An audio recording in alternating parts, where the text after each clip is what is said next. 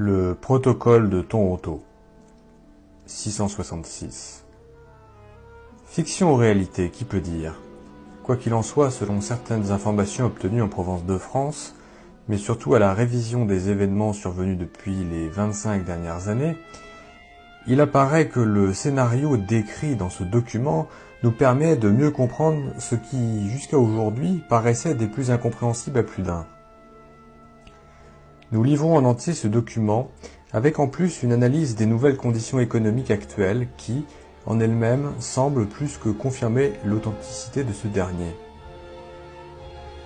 Fin juin 1967, à Montréal, c'est l'Expo 67. À Ottawa, ce sont les derniers préparatifs du centenaire de la Confédération. Aux États-Unis, c'est la contestation à la guerre du Vietnam et, à travers le pays, le Flower Power.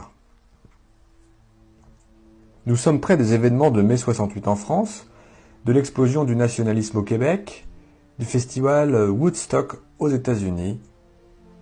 Mais en même temps, cette fin juin de 1967 marque les derniers préparatifs de la mise au point du plan de la chute des nations. Chute des nations prévue par les hautes instances de la franc-maçonnerie anglo-saxonne à Toronto, Canada. Cette réunion secrète, hautement confidentielle, est organisée par les 666, c'est ainsi qu'ils se nomment eux-mêmes, c'est-à-dire ceux qui dirigent les 6 plus grandes banques mondiales, les 6 plus grands consortiums énergétiques de la planète, dont le pétrole fait partie, et les 6 plus grands consortiums de l'agroalimentaire, dont fait partie le contrôle des principales routes alimentaires du monde. Ces 666 étant les plus hauts responsables de la finance internationale, vont définir à l'intérieur de leur réunion une stratégie commune en vue de la mainmise absolue sur le commerce mondial, sur la possession de l'arme énergétique, porte ouverte sur le XXIe siècle, et sur le contrôle international de l'agroalimentaire, lequel comprend aussi pour eux les consortiums pharmaceutiques comprenant à leur tour le marché mondial des vitamines et des vaccins. Leur plan se résume à 3 orientations majeures: l'économique, le politique et le social pour les années 70 et 80. S'il est réussi, le plan doit irrémédiablement déboucher sur la prise du pouvoir mondial par la mise en place du Nouvel Ordre mondial, le même dont le président américain George Bush fera tant la promotion au début des années 70. Titre du document des 666.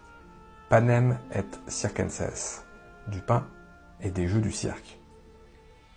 But du projet mondialiste, le génocide du vital au profit du rentable occulte. Moyen de financement du projet, entre autres, se servir de l'aide humanitaire, de l'aide alimentaire internationale, afin de financer les multinationales des 666. Le document. Toutes les périodes historiques ayant mené à la décadence des civilisations étaient toutes marquées sans exception par l'esprit d'errance des hommes.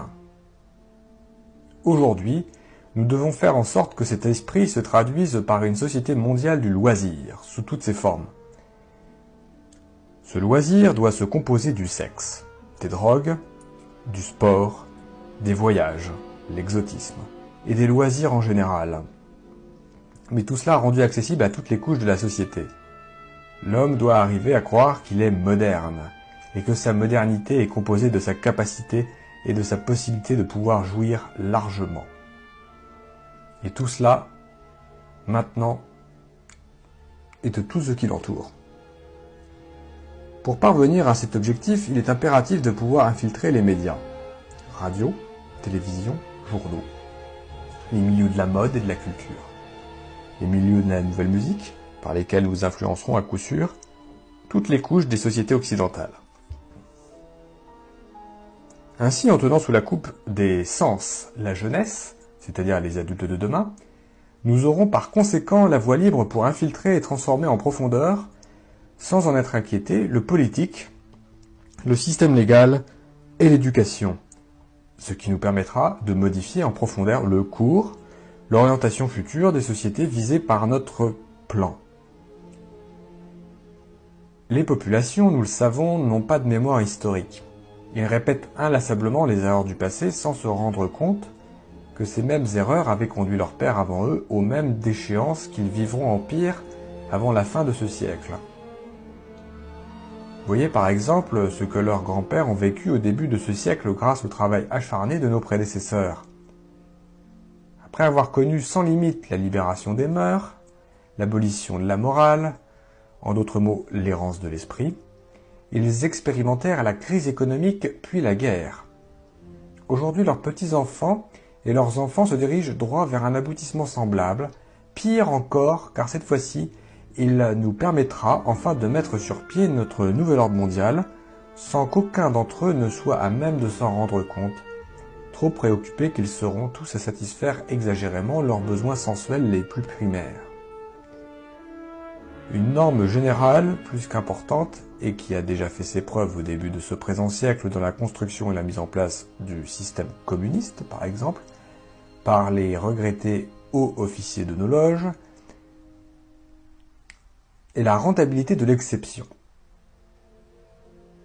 En principe, nous le savons, l'exception prouve la règle générale qui lui est contraire. Mais dans notre vocabulaire, l'exception, c'est ce qui doit être imposé à tous. Nous devons faire en sorte de faire des exceptions dans différentes sphères de la société, comme devant être de nouvelles règles, règles générales applicables à tous, un objectif premier de toutes les futures contestations sociales menées par la jeunesse des nations.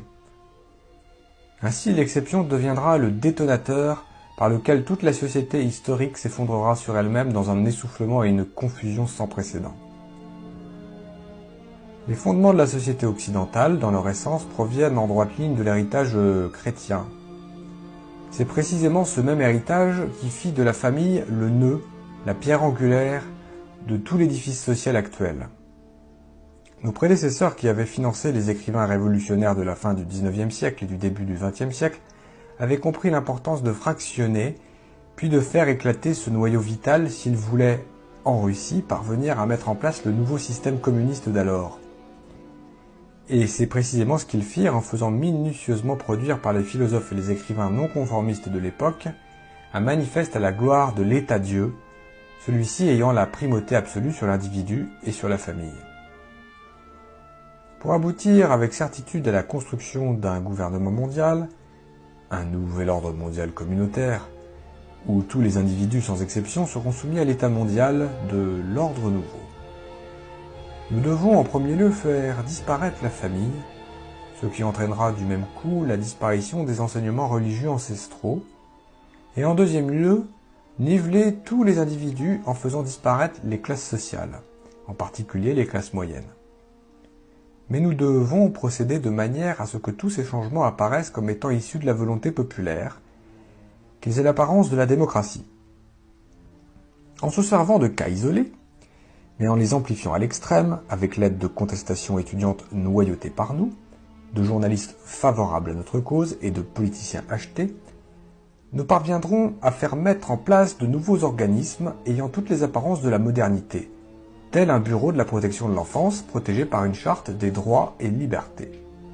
Pour la réussite de notre plan mondial, le plan rouge, il nous faut faire implanter dans toutes les sociétés occidentales des années 70 des bureaux pour la protection de l'enfance, dont les fonctionnaires, de jeunes intellectuels sans expérience, fraîchement sortis d'université où sont mis en évidence nos principes mondialistes, feront respecter à la lettre sans discernement la charte des droits de l'enfant.